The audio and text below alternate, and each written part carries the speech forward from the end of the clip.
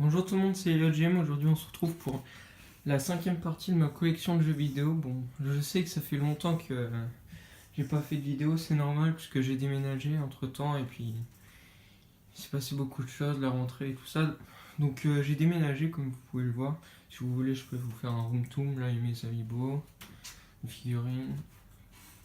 Voilà ma collection. Là, il y a quelques amiibo et mes pop. Voilà. Voilà, avec des posters et tout ça. Donc du coup, il y a eu énormément de nouveaux jeux sur diverses consoles, mais surtout sur PS4. Donc je vais vous les montrer. Alors déjà, il y a eu Just Cause 3. Donc Just Cause 3, c'est un jeu à monde ouvert, bourrin et tout ça. Où, en gros, il y a une dictature et je dois empêcher la dictature. Donc là, je suis en train d'y jouer, comme vous pouvez le voir. Franchement, elle est vraiment très très bien.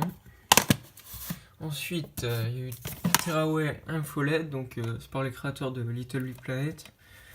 Et en gros, c'est un jeu de plateforme qui utilise bien les capacités de la PS4, la manette et tout ça.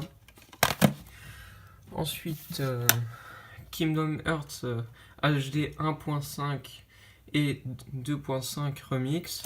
Donc ça regroupe 6 Kingdom Hearts, bon 4 puisque c'est des cinématiques après. Mais bon, j'ai joué un petit peu, c'est bien, je trouve. Ensuite, Call of Duty Infinity War plus Call of Duty Modern Warfare Remaster. Donc, c'est du Call of Duty Infinity War.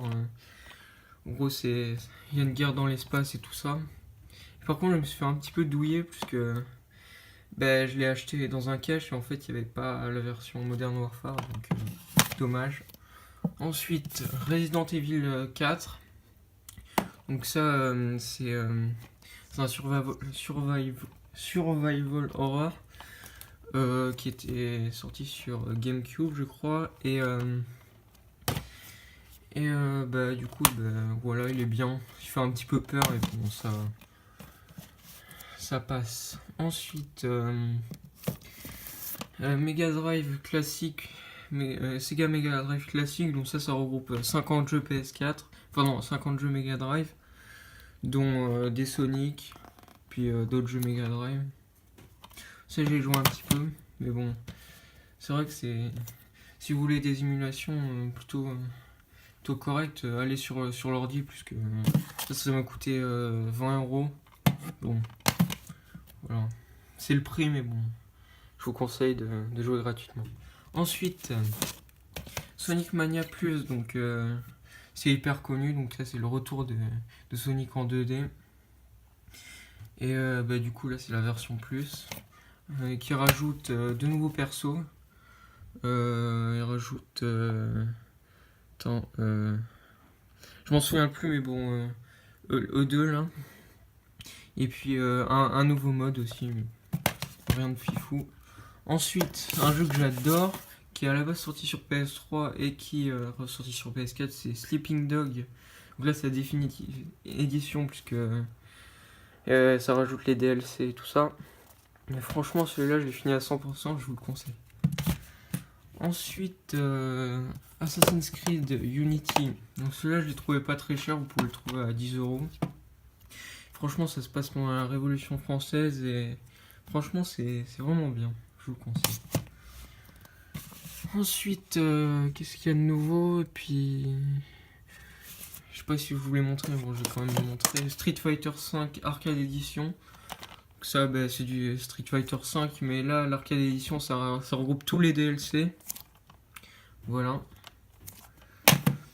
Ça, c'est pour les jeux PS4. Ensuite, au coin console portable, j'ai réparé ma PSP, du coup, je me suis acheté quelques jeux PSP. Bon, désolé pour la luminosité, mais bon. Little Big Planet, donc celui-là c'est l'un des tout premiers Little Big Planet, mais franchement il est bien. Bon, 2-3 heures de durée de vie, mais bon, je vous le conseille quand même. Ensuite, désolé pour la luminosité, bien sûr. Prince of Persia, les Sables oubliés, donc il est sorti aussi sur PS3, mais Mais bon, je vous le conseille sur PSP si vous avez une PSP, puisque vous pouvez jouer n'importe où et tout ça. Voilà, ensuite, Ratchet et Clank, la taille ça compte, donc c'est un jeu qui est sorti aussi sur PS2. Je vous le conseille, mais par contre, si vous voulez des beaux graphismes et tout ça, je vous le conseille pas, personnellement. Ensuite,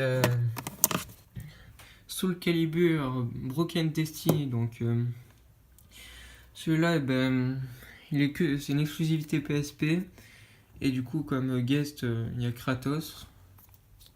Donc je vous le conseille, même s'il n'y a pas de mode histoire, c'est des combats purs et durs. Bon, je vous le conseille. Ensuite, un jeu de mon enfance, il s'agit de Ultimate Ninja, Naruto Shippuden Ultimate Ninja Heroes 3. Celui-là, je vous le conseille, ça mélange.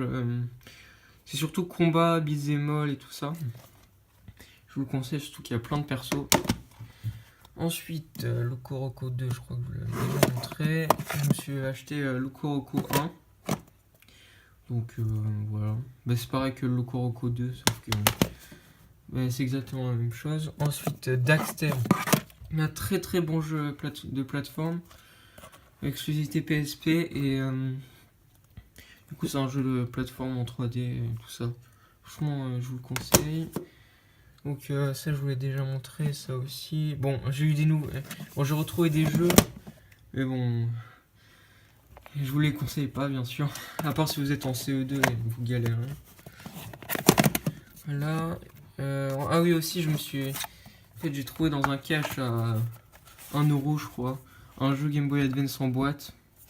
Bon, c'est pour la collection que je me suis acheté ça, mais bon, je vous le conseille pas, c'est un jeu de plateforme pourri.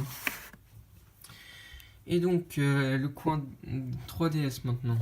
On va pousser ça.